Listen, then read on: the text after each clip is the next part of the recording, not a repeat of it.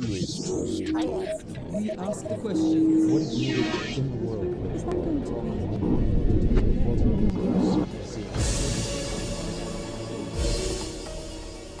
Climate change. It's a term we've been hearing for decades, time and again. Initiatives, summits, and speeches have been held to ring the alarm.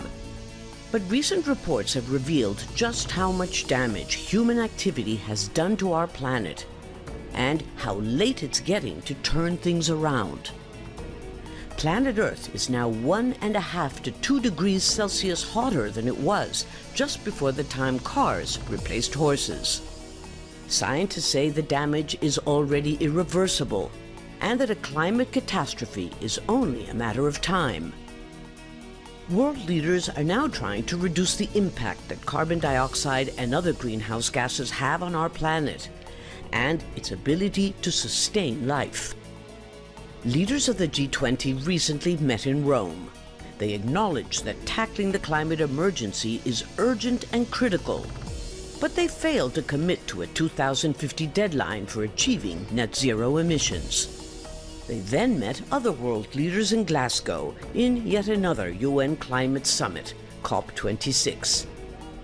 A clock counting down to environmental catastrophe was on display. But can we stop the clock on climate change? Talks and initiatives on the environment are usually driven by the world's superpowers. But Chile is now trying to have a louder voice. Energy Minister Juan Carlos Jobet is widely seen as the country's champion in the fight against climate change. Some of you may be asking yourself, what does such a small country have to do with such an enormous problem? Let me put it this way. If climate change is Goliath, there is no better place on earth to find David than Chile. He plans to turn Chile into one of the world's biggest producers of so-called green hydrogen by 2030, with the global market's most competitive price. A world run on hydrogen and clean energy is not a new concept. In the 1800s, science fiction author Jules Verne predicted that water would one day become the source of the fuel of the future. And now technology has made it possible. But can Chile succeed where, for many, the world's largest economies appear to be failing? Chile's Energy Minister Juan Carlos Jobet talks to Al Jazeera. Minister Juan Carlos Jobet, thank you so much for joining us at Talk to Al Jazeera. I'd like to start by asking you why you are so convinced, so sure, that green hydrogen is indeed the revolutionary energy source that the world needs right now. Well, thank you so much for the invitation. It's great to be here. So I'm convinced that green hydrogen is not the solution for the whole problem we have with climate change, but it's what I call the missing link of the energy transition. In essence, because what the world is doing to reduce its carbon footprint, especially in the energy sector, which is around 2/3 to 75% of emissions, is to use renewables in the power grid to generate cheap and clean electricity, and then use that electricity all over the economy, in transportation, in housing, in the industries. But that plan has one flaw, which is that there are certain specific sectors of the economy that are very hard to electrify, are sectors in which the direct use of electricity will not work. For example, steel and cement production, heavy-duty trucking, or shipping industry. In Airplanes. those segments, airplanes, right? Mining trucks. In those segments, most people agree that instead of using electricity directly with batteries, we will be using green hydrogen and its derivatives, green ammonia or sync fuels, synthetic fuels. So, and that will be around 20% of the global energy demand. So it's going to be an essential piece of a bigger puzzle. But if it is as good as it sounds, why isn't everybody using it already? Why hasn't it become widespread? Why have there been various attempts to try to get green hydrogen to replace fossil fuels and it hasn't worked? Yes, it's true that the technology has been there for a long time. That is, the use of electricity through a process that is called electrolysis to split the water molecule into hydrogen and oxygen, right? That technology has been around for a long time. The thing is that the revolution in renewable energy has allowed the world to produce electricity from renewables at a very low cost just recently, right? So since electricity is around 50 to 80% of the cost of producing green hydrogen, and that cost has went down significantly, it's now that we have the possibility of producing green hydrogen at a cost that makes it competitive with fossil fuels. We're still not there yet, but we're very close. How quickly will or could the technology to allow green hydrogen to be competitive with fossil fuels take? Because as we all know, time is running out. Yeah, we're running out of time, that's true. Most people agree that before the end of this decade, green hydrogen will be produced at a cost that can replace fossil fuels. 2025, 2026, it depends. So it's very soon. We are already producing green hydrogen in Chile for mining companies, for example. And I think that industry will develop very, very quickly. Well, I'm going to get back to you very soon on this whole issue of cost, benefit, and competition. But first, I'd like to delve into what you just touched on it briefly. Why Chile? I mean, Chile is saying that it is going to become the world leader in production and exportation of green hydrogen. Why such a small country like Chile with a medium-sized economy? How good, isn't that being overambitious? I don't think so. I don't think so. So what we are saying is we're going to be able to produce the cheapest green hydrogen on the planet by 2030. That is one of the goals of our strategy, probably the most important one. How? Why do you think we can do that? I don't know. Because since electricity is the most important cost component of producing green hydrogen, since we have the best natural resources to produce renewable electricity, we will be able to produce the cheapest green hydrogen. Let me give you two numbers. Solar PV. In the Atacama Desert in the north, we have the best solar radiation on the planet. And that's not something that I say. Everybody agrees on that, right? So you can produce cheap electricity in Chile, in better conditions than anywhere else. More than Saudi Arabia or Spain? So capacity factors in Chile in the Atacama Desert are up to 37%. In Saudi Arabia, probably 30%. So we have a big cost advantage. And in the south, in Magallanes, capacity factors for wind farms are over 70%. And that compares with 55% in the North Sea, right? So if we are able to harvest those resources to produce electricity and then green hydrogen, we will be producing the cheapest green hydrogen on the planet. And when I tell this story, some counterparts say, okay, Minister, but you run those numbers. The Japanese, I will be traveling to Japan soon, they said, okay, Minister, we're very interested. We will be importing green hydrogen, green ammonia, and synfuels, but let us run our own numbers. And I said, okay, let's do that. And they hired the Institute for Energy Economics of Japan. They run their own numbers, and the conclusion is the same. The cheapest green ammonia, which is what they want to import, all of the world, not only production, but with shipping included, put in Japan, will come from Chile. Even though Chile is sort of at the end of the world? It depends on your point of view, but anyway. Well, there is an advantage that it's a very skinny country, so... Yeah, we're very far away from most developed economies. But if you take into account the cost of production and the cost of shipping ammonia to Japan, Chile is still the most competitive place on earth to produce green hydrogen. Why do you mention ammonia and not green hydrogen? Yeah, so let's get into the chemistry for a little bit. So you split the molecule, you get the hydrogen and the oxygen. The hydrogen is still very expensive to move it around because you need to compress it, to cool it down. It's very expensive. But if you combine hydrogen with nitrogen, which is in the air, basically, you have green ammonia that can be used as a fuel. And ammonia is the most important feedstock to produce fertilizers, so it's key for food, and for explosives that are key for mining, right?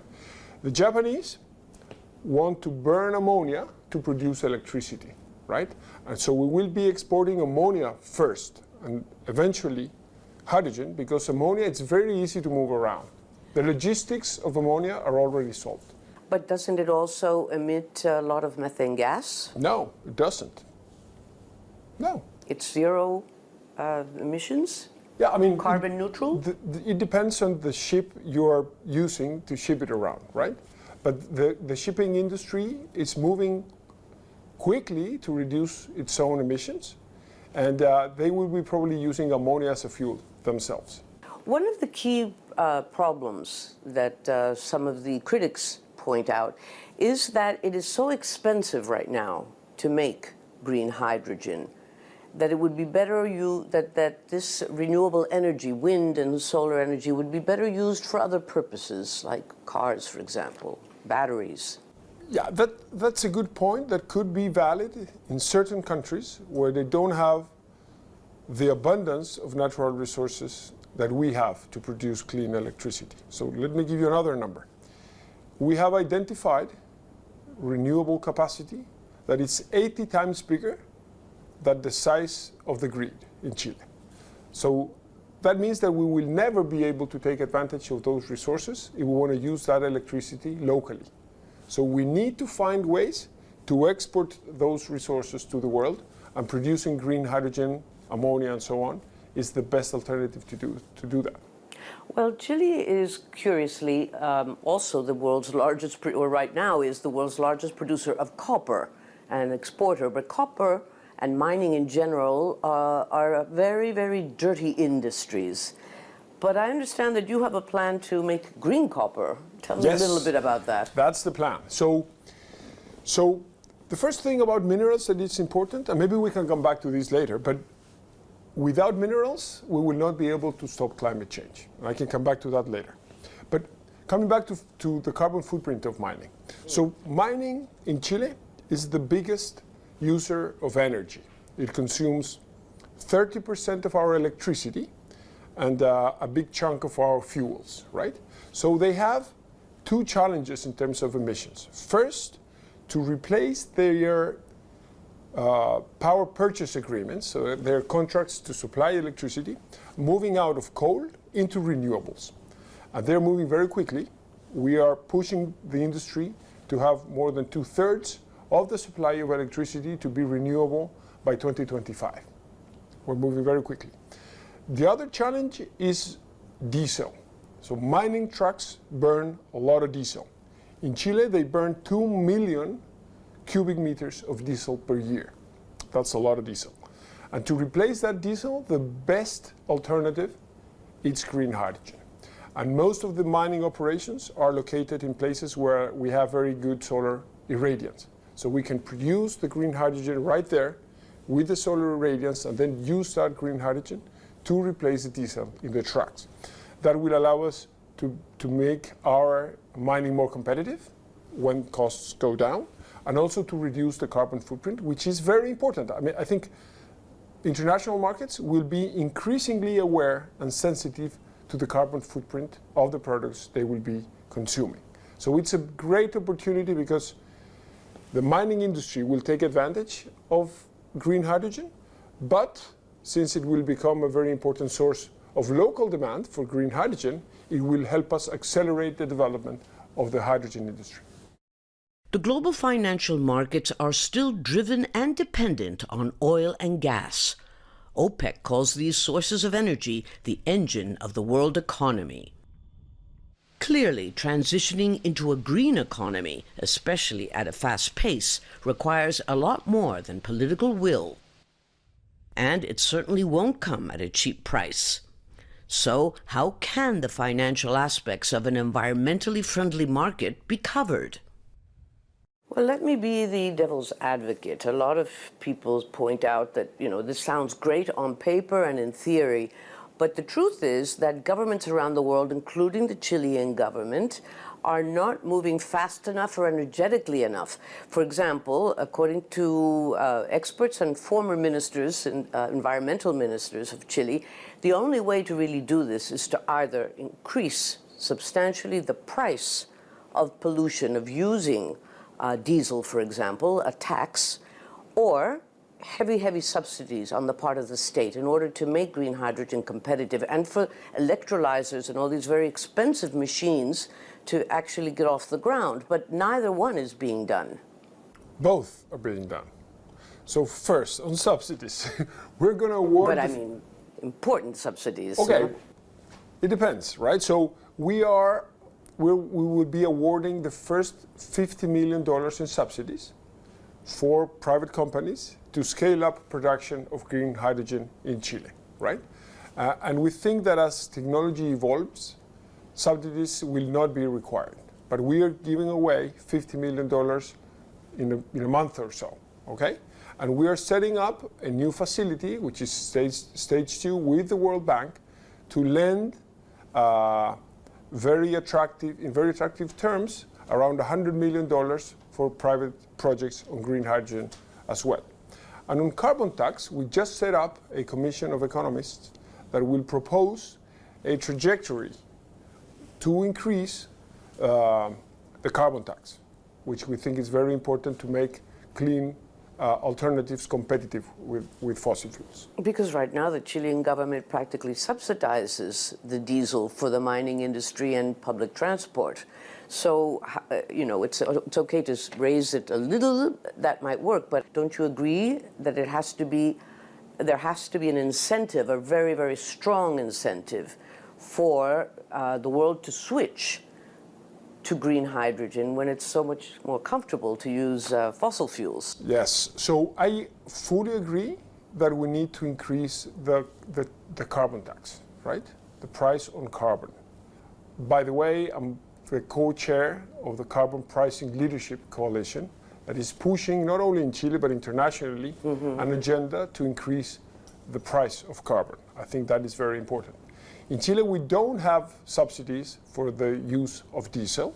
What we do have is some exemptions to specific segments of the economy, including mining, which I think we need to replace, eliminate, to make clean alternatives like green hydrogen more competitive.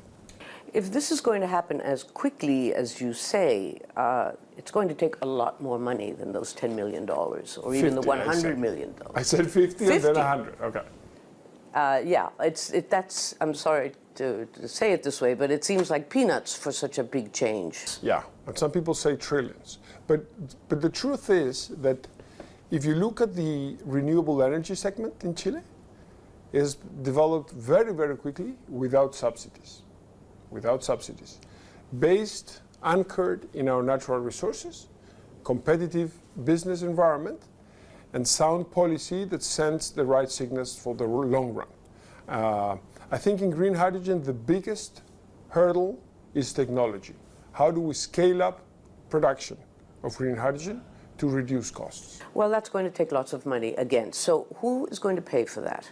Chile alone can't do it, I don't think. So I think it's going to be a combination, because most of the green hydrogen and its derivatives we will be producing will be consumed abroad. We will be exporting that. So off-takers at some point will start paying a price that compensates the cost of producing green hydrogen.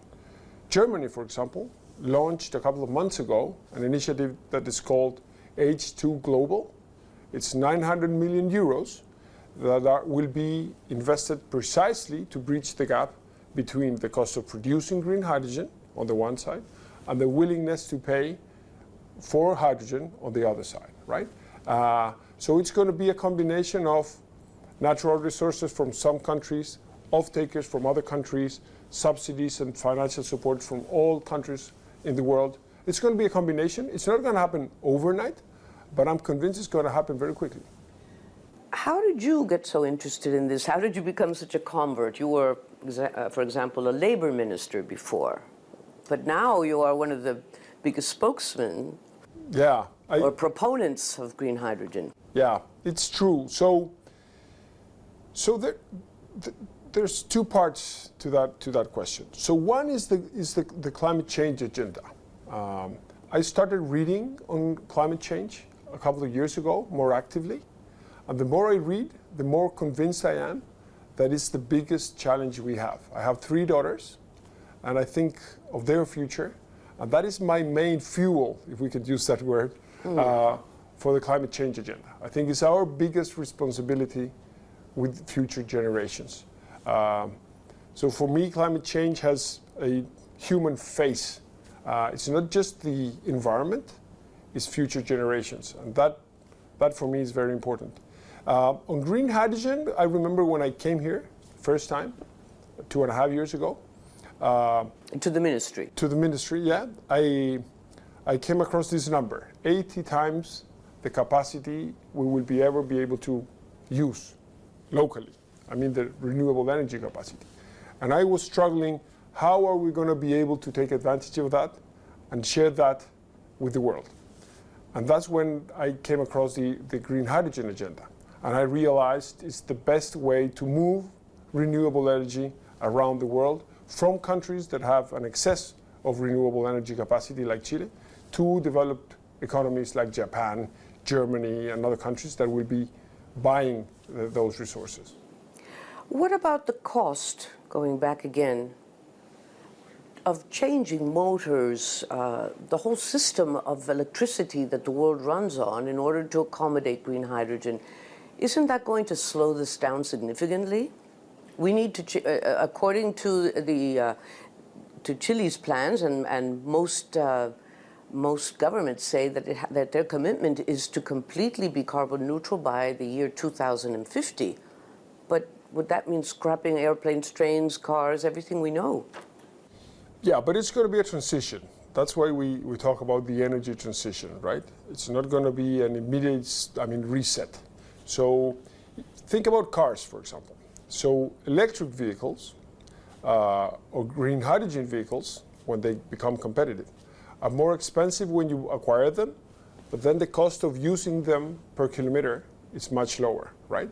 So you make an initial investment that's higher, but then you more than recover that initial investment because you have savings along the life of those vehicles, right? So clean investments, at some point people thought, we were going to be making clean investments because it's good for the environment. We will hurt our returns because it's good for the environment, but that's not true any longer, right? So as technology evolves, the investments that will be required to change our economy will be profitable. So we will have a win-win for the environment and for the economy as well. How much time is there to make this transition?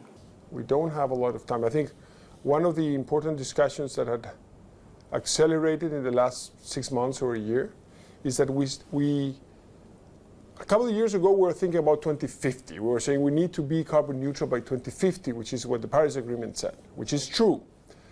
But increasingly, countries are looking into 2030. And we're saying if we're not able to reduce emissions by a half by 2030, it's going to be impossible to, be carbon neutral by 2050. So I think this decade is essential.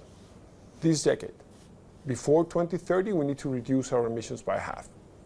What do you say to those leaders who don't even believe that climate change is caused by man, and who are dragging their feet and they're continuing to use coal and all kinds of fossil fuels quite freely in the name of development?